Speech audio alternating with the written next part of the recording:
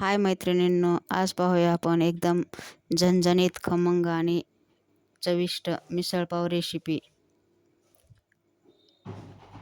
आपण बनवणार आहोत अगदी सोप्या पद्धतीने स्वादिष्ट मिसळपाव. घरच्या घरी तयार केलेली मसालेदार मिसळ, त्यावर फरसाण, शेव, कांदा, कोथिंबीर सोबत गरमागरम पाव. एकदम छान अशी टेस्टी रेसिपी. त्यासाठी मी येथे एका पातेल्यामध्ये मटकी टाकून घेतली आहे. भिजवलेली मोड आलेली मटकी आहे. त्यामध्ये थोडे पाणी घालून नंतर अर्धा चम्मच हळद पावडर आणि अर्धा चमचा मीठ टाकून छान असे शिजवून घ्यायचे.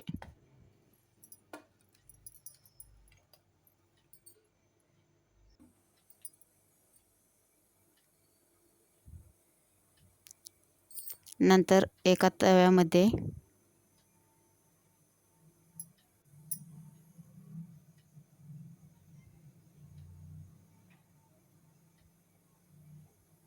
थोडे खडे मसाले टाकून घेतले आहेत. थोडे तेल टाकले.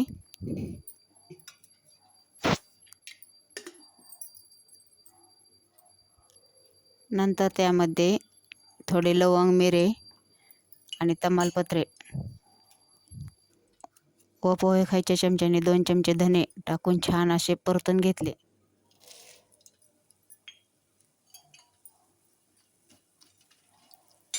हे मसाले छान परतल्यानंतर थोडा कांदा टाकून छान असं परतून घेतले.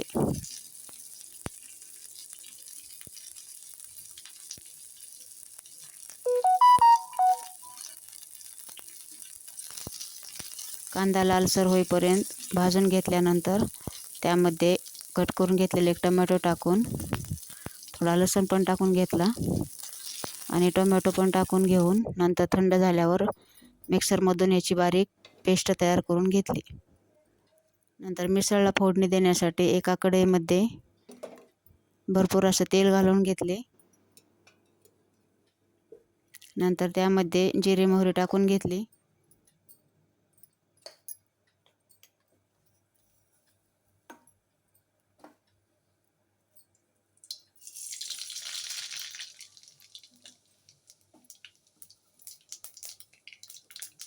जिरे मोहरी तडतडल्यानंतर त्यामध्ये कांदा टाकून घेतला बारीक चिरलेला.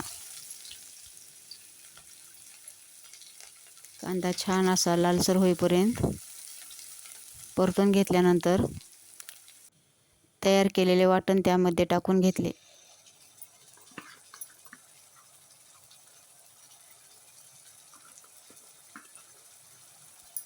हे वाटण थोडं तेल सुटेपर्यंत छान असं परतून घेतले.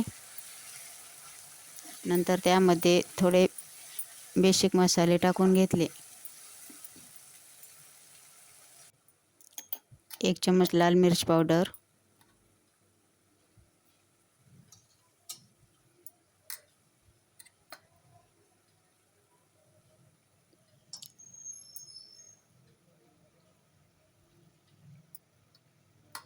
थोडा मसाला, घरगुती काळा मसाला, धने जिरे पूड 1 चमचा, हळद पावडर अर्धा चमचा. हे मसाले सर्व छान असे परतून घेऊन त्यामध्ये चवीनुसार मीठ पण टाकून घेतले.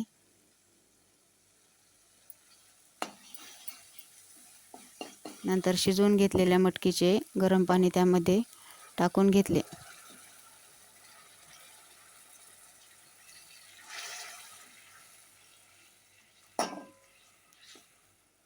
थोडी मटकी पण त्यामध्ये टाकून आवश्यकतेनुसार त्यामध्ये पाणी टाकून छान अशी उकळी आणून घेतली. वरतून थोडी कोथिंबीर टाकली.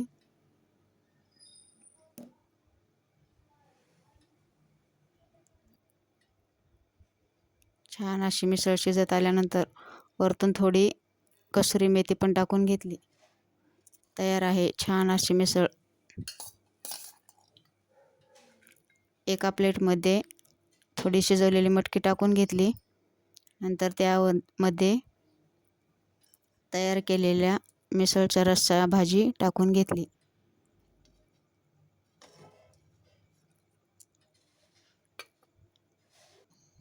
नंतर फरसाण शेव, थोडासा कांदा आणि कोथिंबीर हे सर्व छान असे टाकून घेतले.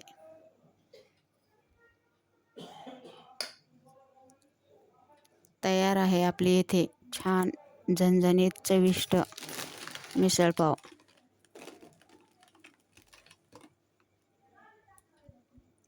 नाश्त्यासाठी एकदम खास आहे ही रेसिपी.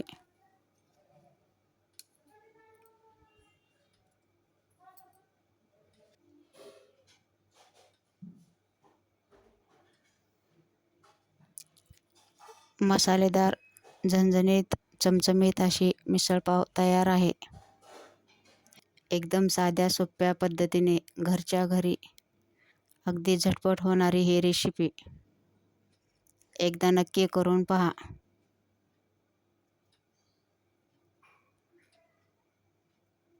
माझी रेसिपी आवडत असल्यास कमेंट करून नक्की सांगा.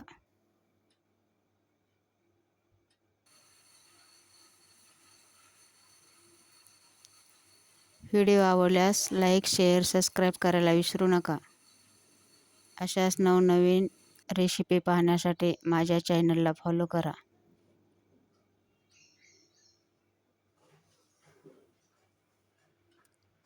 पुढची रेसिपी कोणती हवी आहे ते कमेंटमध्ये नक्की सांगा.